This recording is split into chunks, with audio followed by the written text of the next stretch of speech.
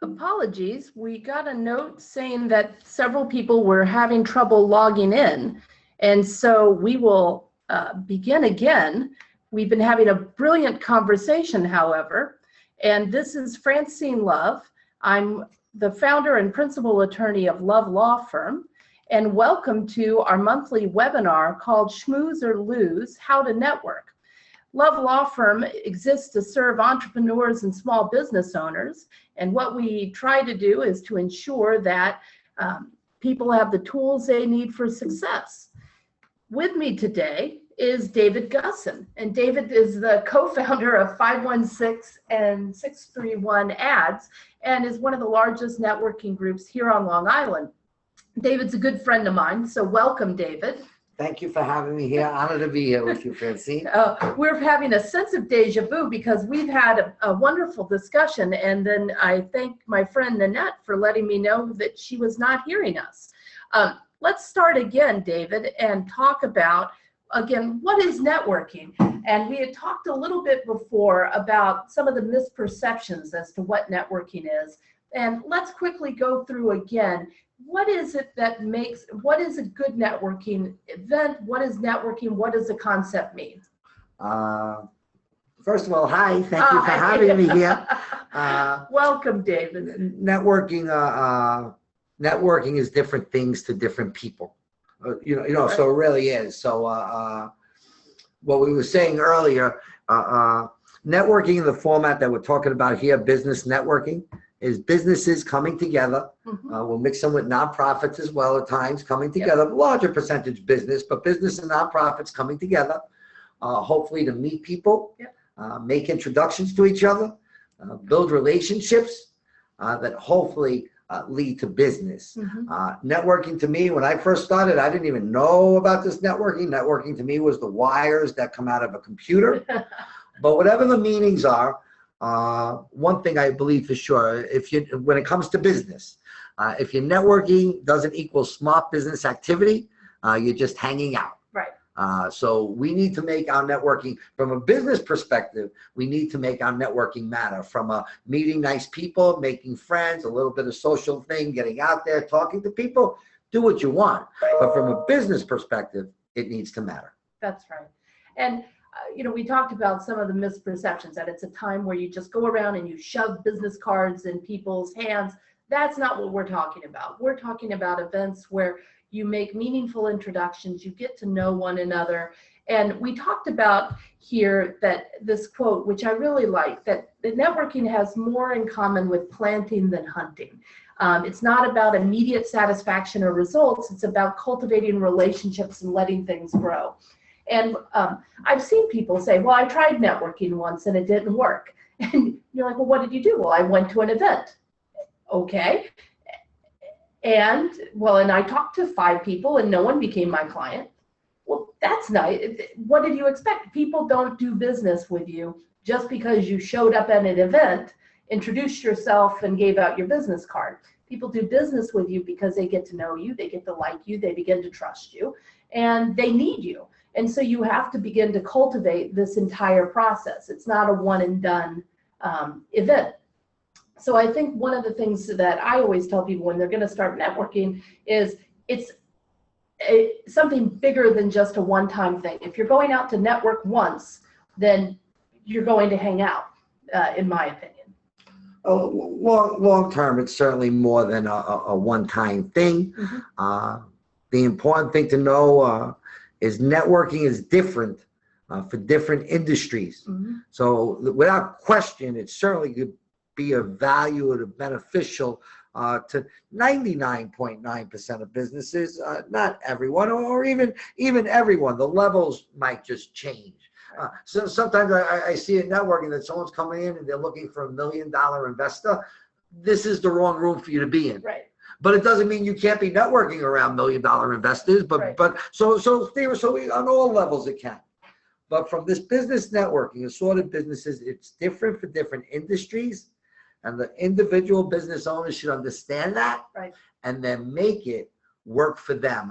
An example could be you, because as a business attorney, you can walk into a room, and if you have all businesses in the room, then theoretically there's no one in that room that you cannot have a conversation with about business, whether it ultimately be for themselves or someone they know. Right. So there's much more fish in that pond Right. for your business. But if you as an attorney chose to be a personal injury attorney, but still liked networking, well, then it's much less for you, because everyone, they'd have to get hurt for you to help them. It's Right. not even a fun topic to talk about.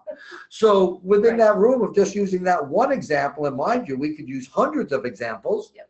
different for different industries. Yep. People need to strategize to make it work for them, and they can. Absolutely. And I think, so let's talk about, you've made the decision that you want to join the networking world. You've taken aside any fears that you may have. You're ready to go out and do it. What should you do? How do you begin networking? How did you get your start, David? Well, I'll tell you how I got my start. I was sitting in the office where we came up with 516 ads and 631 ads.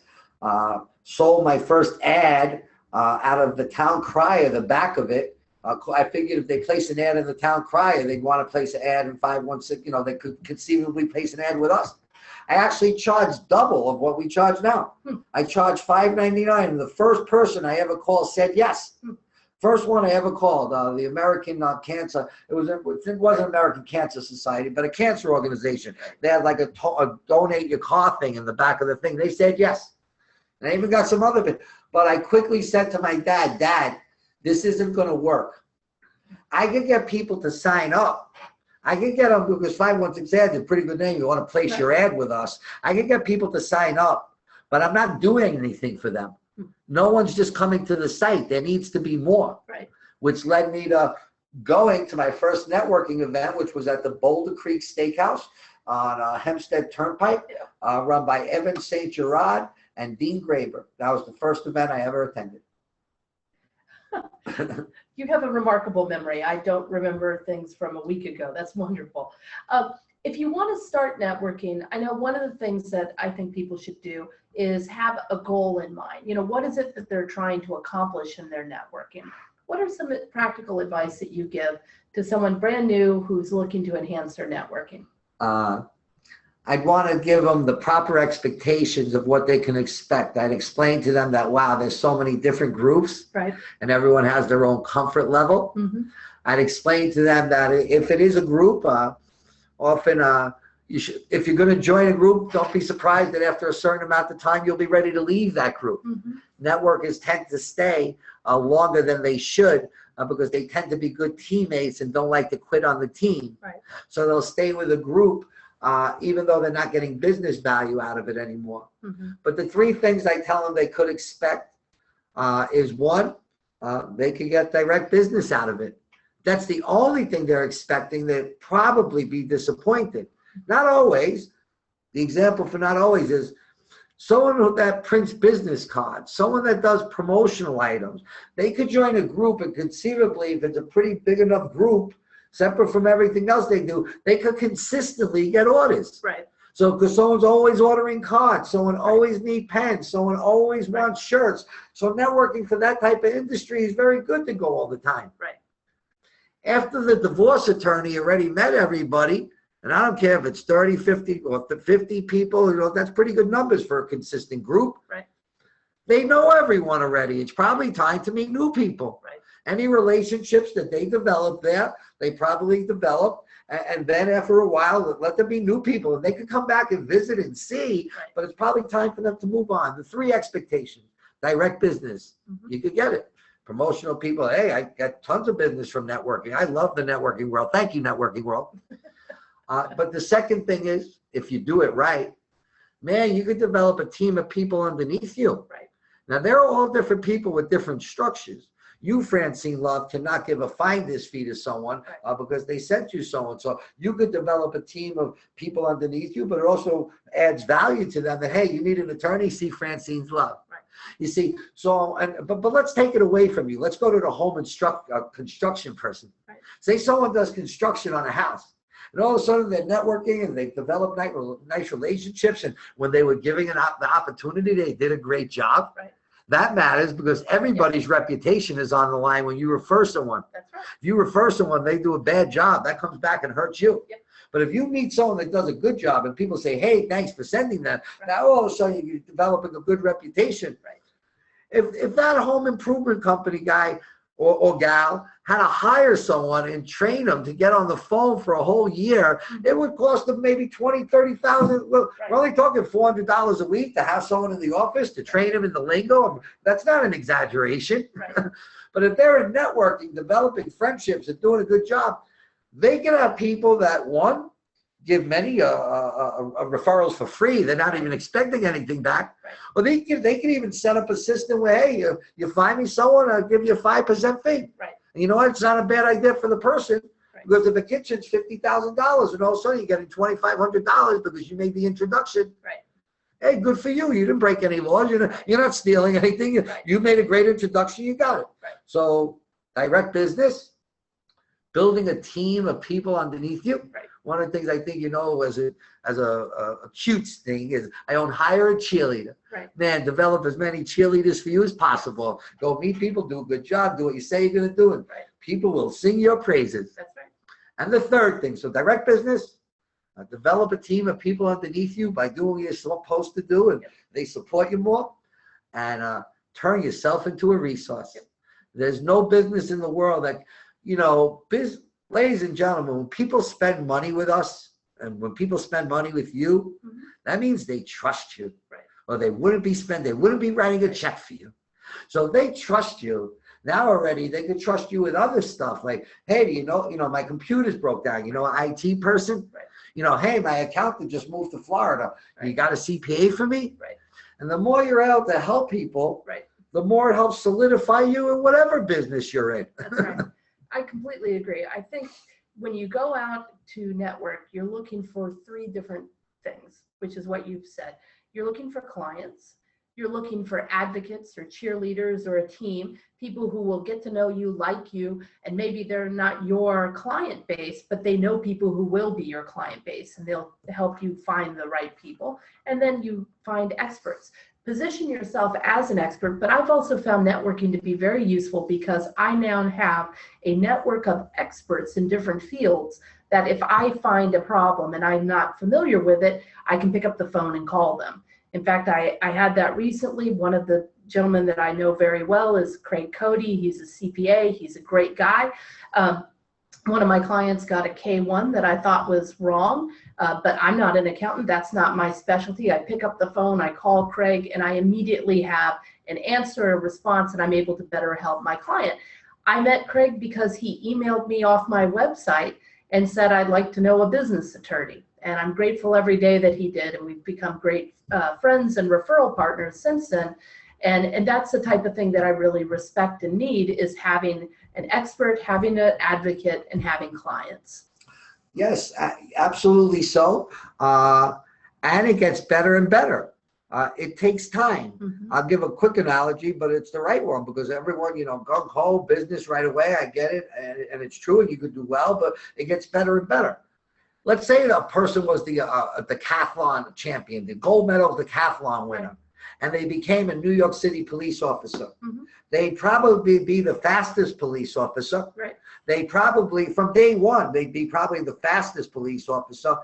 They'd probably be the strongest, if not one of the strongest police officers for sure. They'd be in the top 1%. They'd be the gold medalist in the decathlon. Right. But they wouldn't be the best police officer yet. Right. And that's because some things just come with experience. Right. There's nothing as far as helping people's business as far as having satisfied clients. Right. So even if you're great from day one, you'll have more satisfied clients in year 3, 5, 7, and 12 than you're going to be in the first months, weeks, and year of opening up your shop. Right. Know it. It's a gardening / planting seeds. That's right. And good business word. I was going to make this today's Facebook business word of the day: consistency. Yes. Consistency. We all need to be consistent. Absolutely.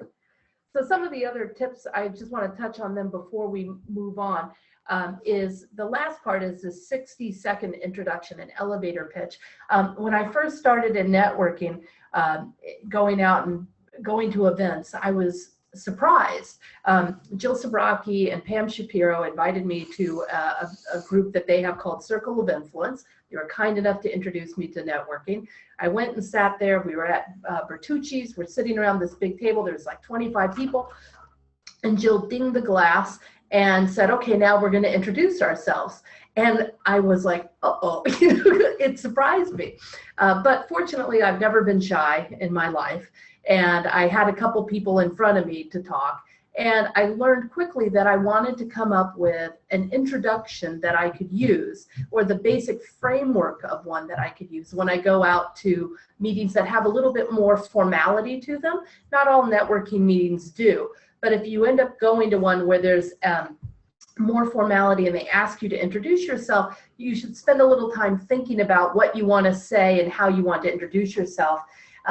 And David and I were talking even before this broadcast about how, when you stand up first to talk, if it's a large group, stand up and talk and, say hi. Some people are so nervous, they just start blurting out, I'm Francine Love, and people don't catch your name. And you want them, the whole point is for people to know you. So stand up, say hi, smile, state your name, and then tell a story, right? Don't have the same thing that you're going to say over and over again. I've been in meetings where someone gets up and I'm literally mouthing the words of what they're going to say because I've heard them at network meetings too much. Give something different every time, a little different spin on what you do and how you do it to keep people interested so that they don't tune out when they go, oh, it's Francine. She says the same thing every time and she's going to end with build, not build. So let's, what can I look at instead? But I think you want to do that. You want to be concise. You want to be interesting. And I think too, you want to focus on your benefits to people, not all of your, don't be salesy. Talk about what not the features, talk about the benefits of what you bring. I didn't know if you had anything you wanted to add in just these little 60-second pitches because you hear them all the time. Yeah. I guess in one way it starts how new you are to the group, or if you've been there a long time. Sure. It would certainly make a difference. I think if you're new to the group or not new to the group, first of all, say hi to everyone. And really, actually, I say hi, everyone, and they actually say hi, David, but I've been there a while. If you're new to the group, thank the person who invited you. Yeah. The reason you do these things first, as a matter of fact, besides saying hi and thank, is already you're giving a buffer that it's just not all about you. Mm-hmm. If it's all about you, it's hi, I do this, I've been doing it for years. If you need anything, I'm the best at it. No, but if you say hi, thank you for having me. Right. I'd like to thank Francine for inviting me today. So already the person has some manners and everything. Yeah, that's very important. As forceful and listen, everyone's different. Hey, I growled when I first I started networking when the $700 billion bailout was taking place. Mm-hmm. In my mind, I want to build this Long Island resource. Right. That everyone's going to know. A Long Island resource, ignite business, spread good stuff in the community. And I was really, it wasn't out of desperation, but it was like, I might as well go for it now and give it my all, right. Which made me come across a bit stronger than most people should. Mm-hmm. My introductions right now, while still having passion, right. are much softer than they used to be. Mm-hmm. So balance your softness. Let's balance it both ways. Right. On one end, more importantly than not speaking lower, because you could always take a little energy down, but it's hard to put a little energy up if someone doesn't have you, if someone doesn't have it. Right. Make sure you speak up, ladies and gentlemen. Yeah. Make sure that you're heard. Some people have a soft voice, and there's nothing wrong with that. In fact, I actually like it. Right. But when you're speaking in a group, make sure your decibel volume is up, that everyone can hear you. Mm-hmm. You don't want any ears trying not to hear you. Right. If you're the opposite, calm down your passion, especially if you're new. Mm-hmm. And when I say calm down your passion, I'll put a little asterisk next to it. If your passion's at the right level, then man, go with your passion. But if your passion is over the top and you know it, and we could all judge ourselves fairly, my passion's over the top. I need to know when to control it. Maybe I even need to control it more. Right. But know to control it. especially in the beginning. Softer is more. Right. You know, so softer is more. So start with thanking people. Start with, hi, nice to meet you. Right. Thanking the person, and come from a soft approach. What you were saying before, inform, don't sell. Right. Be informational without selling. Don't be too informational, but just a little tidbit. Right. If you have any questions, come to me. Another nice thing for everyone. You were talking before, you had an expert. Here's a nice line for networkers. After you explain what you do, if you need anything in this field, I will either help you directly or point you in the right direction. Right. Because some people, if you do everything, Right. you have the answers for everything. Anyone who has the answers for everything, no one trusts you. Right. If you know everything, you know nothing. Right. Very know true. what you don't know, and it makes you more respectable to the people. But I will either help you myself, right, or point you in the right direction. What more could someone ask for? Right. Very good. I want to share one little thing before we go to the next slide. I've heard people do it, is they create a tagline for their company, which tells you a little bit about them, and it's easy to remember. One of my friends, Juan Vides, who has a website design and SEO company, his tagline is, "We play in traffic so you don't have to." I remember that all the time, and it tells me what he does. Joe Haramis, a great friend of both you and I, David, who has Floors Decor and more. I thought hers was brilliant the first time I had it. "If your home isn't becoming to you, you should be coming to me." How perfect. And I think as you go out there and once you're involved in networking, if you can come up with a nice tagline even that helps people remember who you are, what you sell or do, the service you provide, it's kind of an advanced skill in networking to aim for. But it's something that I've seen, and I really like when someone has something clever and it helps remind me what it is that they do and what they're about. Taglines certainly can be beneficial. People should give them thought. That has more to do with branding than it has to do with networking. But the right tagline can make all the difference in the world. It helps explain something. Right. I'll even go away from a tagline for a moment because it was a difference maker. Actually, there's been a lot of difference makers with that. But there's one woman that I don't know if you know, Lisa Albanowski. Okay. And Lisa was the president for 3 years of SWEBAC, one of Long Island's business networking organizations. Now she was able to give up her time. They let her go. They didn't want to let her go. But Lisa cares so much and tries so hard and does such a great job. She's been doing real estate for years that when we were having a meeting, one of the things I told her is, we're not going to refer to you as Lisa anymore. We're going to refer to you as Lisa. We're going to extend it out. We're going to stop calling you Lisa. And the reason we're going to call you Lisa is because you try so hard and you seem so stoic that you're too serious. and being too serious might not make people comfortable with you. Right. Well, you know what? She's been doing this for 1.5 years, and in Suffolk County, where we are a lot with her, when people see her, they call her Lisa.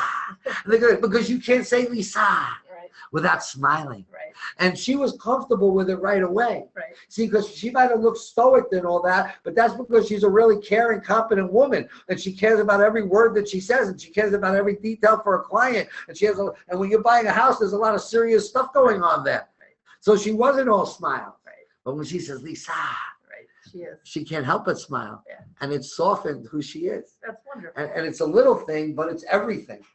So I think you bring us naturally to the next slide, which is our tips in being effective in networking. And one of the things is be genuine, be yourself. If you're a nice person, be a nice person.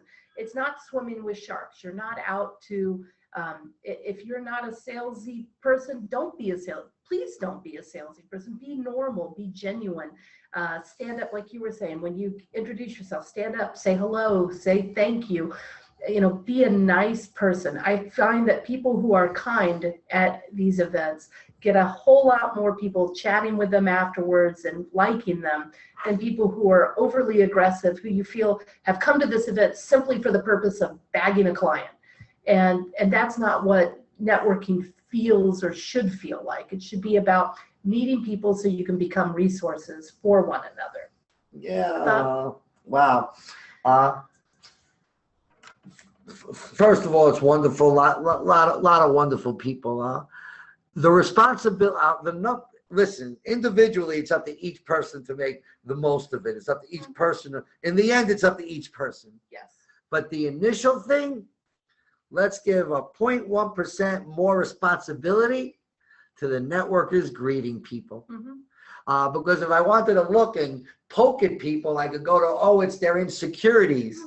And they walk into, but you know what? People have a right to have insecurities. If you're walking into a room that you don't know anyone, you have a right to be nervous. You have a right to be a little bit insecure about the circumstances that you're in. So as opposed to telling people, get more secure, don't be insecure. No, let's look at it the other side. And something I once told you, to make this all work, is if once you're a smidgen comfortable with networking, and it shouldn't take too long, be an ambassador of networking. It's good for you.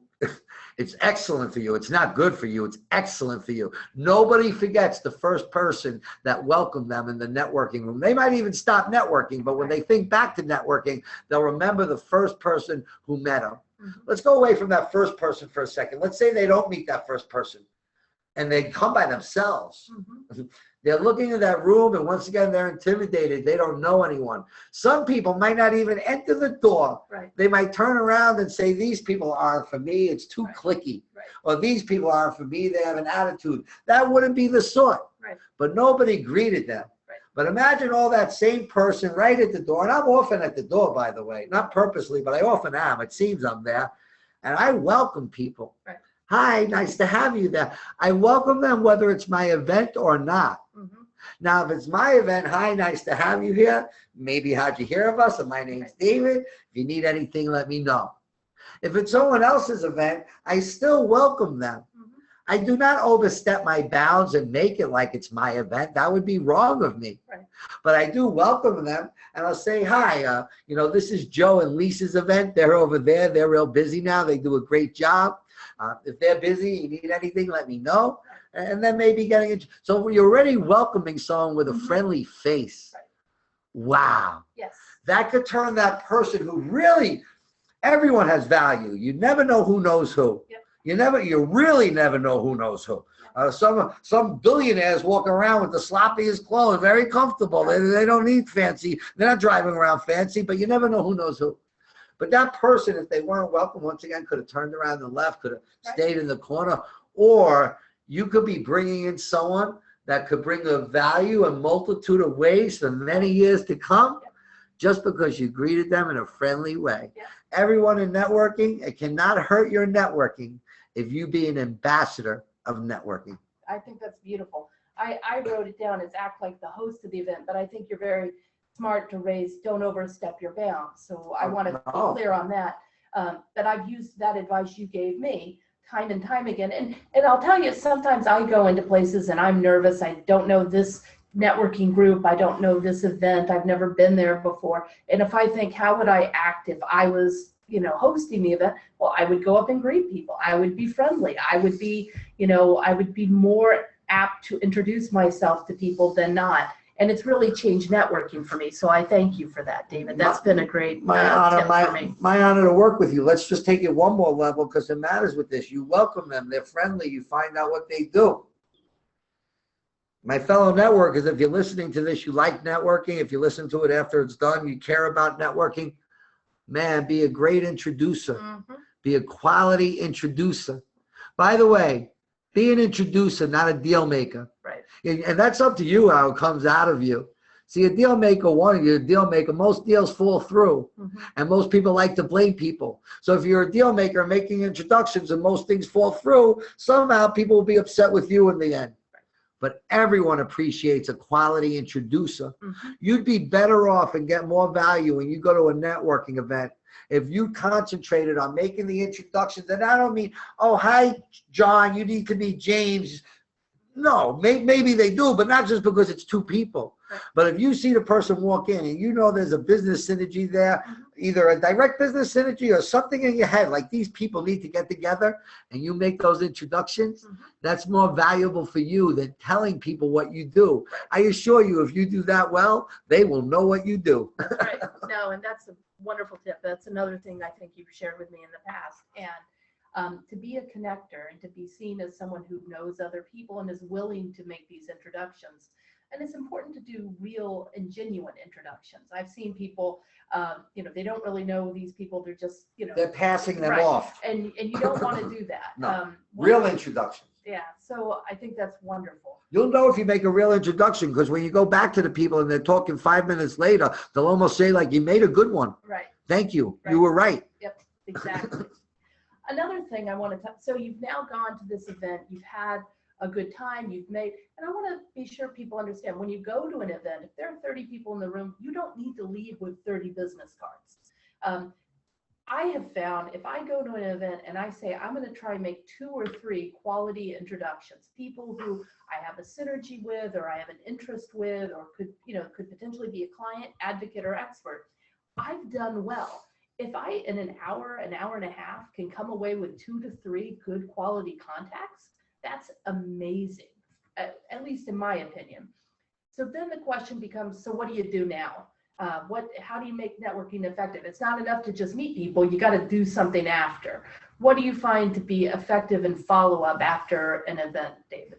You have to know who you need to follow up with, right? Really follow up with.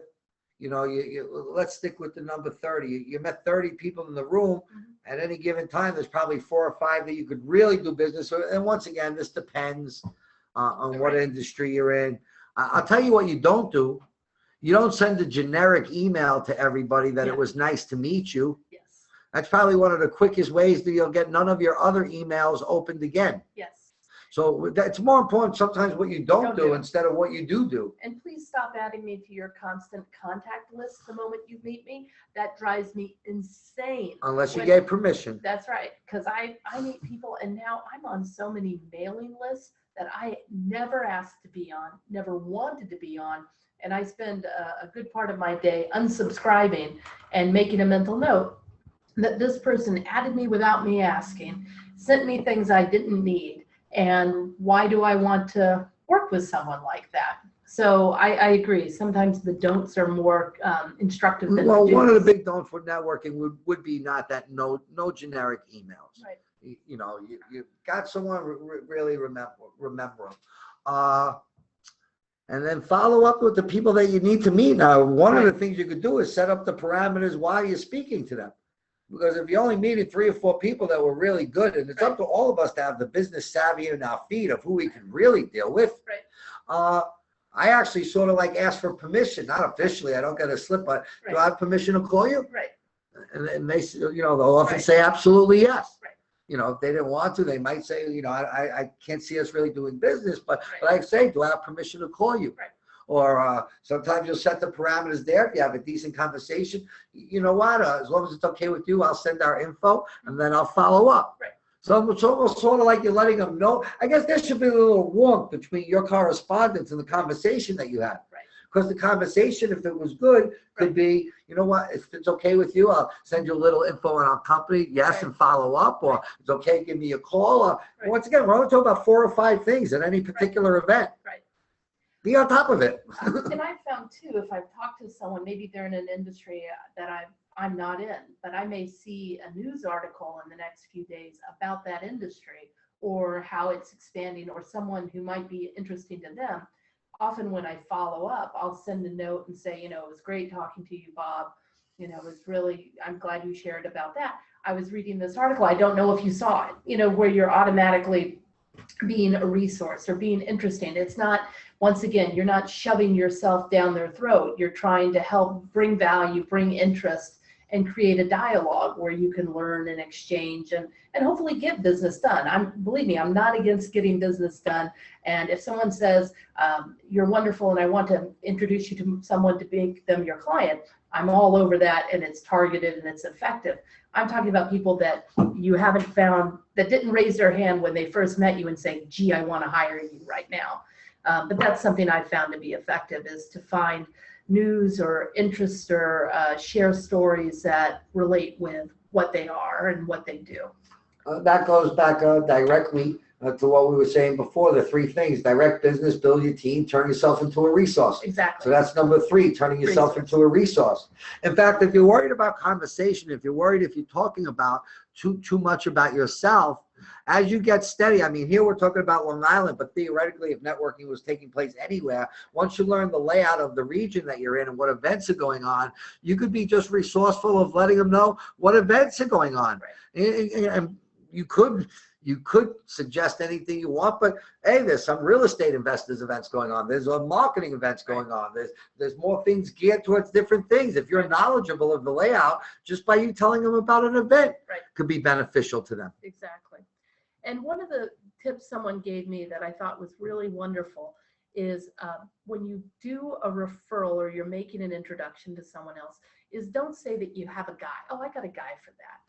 Everyone in this world has a guy.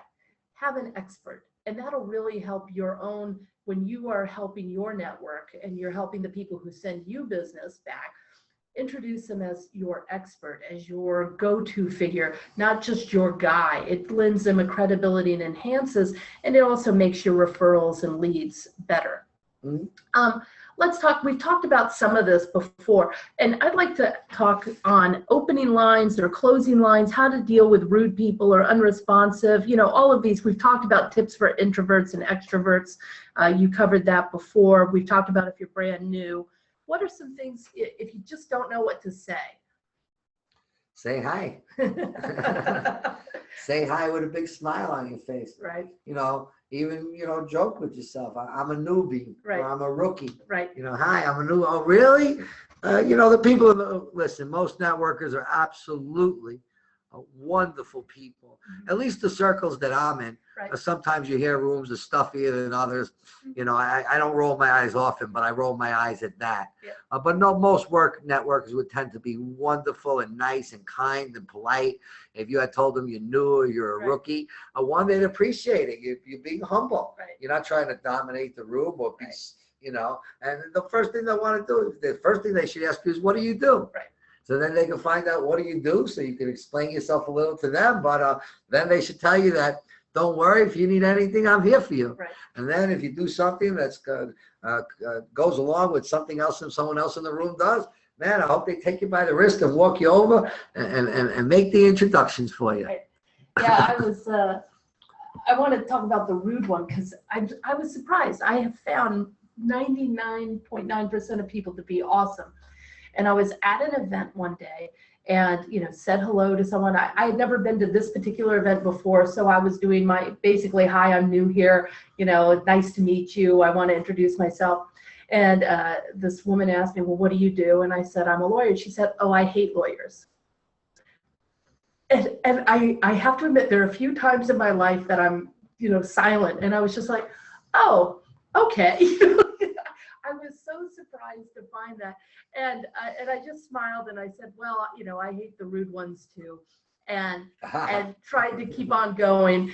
But, you know, sometimes you'll find that absolutely don't be rude back, because that person has since come up to me at other events and wants to talk and so I don't know. They see that you're a star. I don't know what the bee was in her bonnet that day, but sometimes people have a bad day. Sometimes people are going through something. If you deal with someone rude, don't be rude back, and just excuse yourself to go find someone else as politely as possible. I'm sure you've seen things like that. Yeah, you don't see it too much. No. We've been doing all this networking. We've been talking about the person that came in. If you're new, or even if you're not new, consider going with someone. Mm-hmm. It's a real nice benefit. You know, we've been talking like individuals coming, but especially if you're new, but go with someone. Actually be advocates for each other. Mm-hmm. I call it the networking walk. And when we're talking, you know, let's get past the baby stuff of networking, of high and being scared. Let's know, man, you got an associate you like, sing their praise as well, and I hope they sing your praise as well. They should. A lot of times I have someone next to me, I'm not important, but this is the person that you need to meet.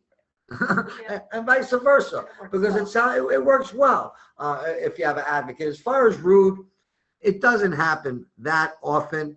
I can't say I have always behaved myself if someone's rude. I'm not a fan of disrespect. It's a pet peeve, but I must say it happens very little. Right. It doesn't happen a lot. Yeah. If it happens a lot, then maybe one is too sensitive. Well, I can think of one time in 18 months. Right. So once, And for me, it's happened less than a handful of times over the course of the years. So no, you shouldn't be getting upset all the time. Right. You don't need to be the police officer for the room. By no means. And that matters, because if you want to be the police officer and see every little thing that someone did wrong, and you're going to see a lot of things. Right.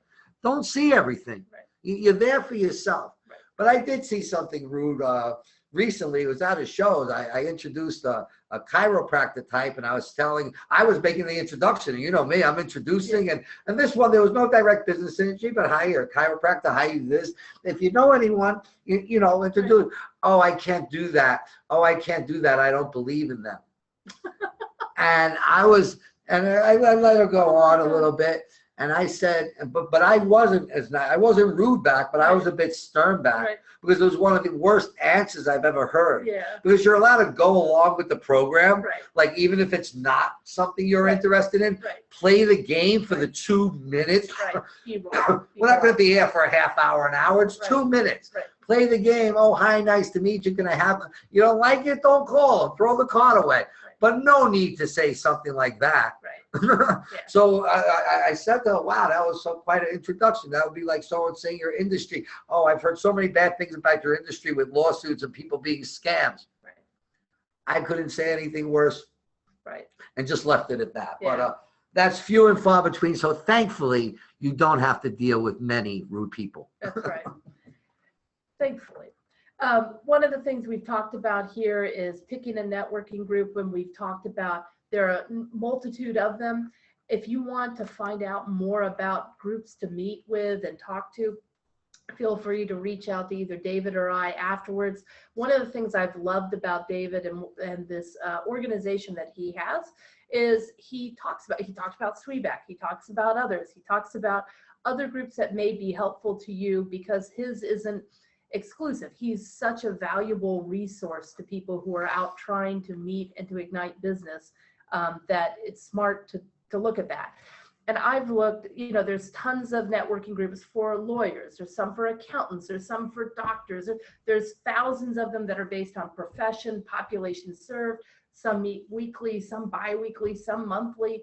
You know, there's lots of events that you can join. You can find a networking group that'll work for you. It's not that it's one size fit all. You can find the right one and go and keep going until you find the group that really works for you. And like David said, when it's done working for you, don't be afraid to move on and find another group to keep finding more business.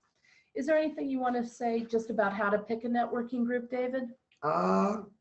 Yes. One of the differentials between me and network, as from the beginning, I say I'm building a resource. Mm-hmm. And building a resource is, yes, I have my own thing going on, but my job is to give people quality information on all the things going on. And even more than quality information, accurate information Mm-hmm. of what they could expect.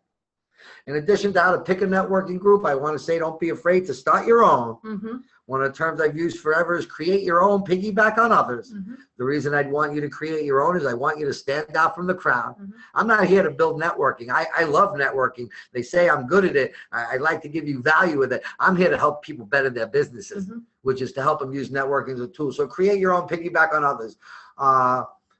Networking group.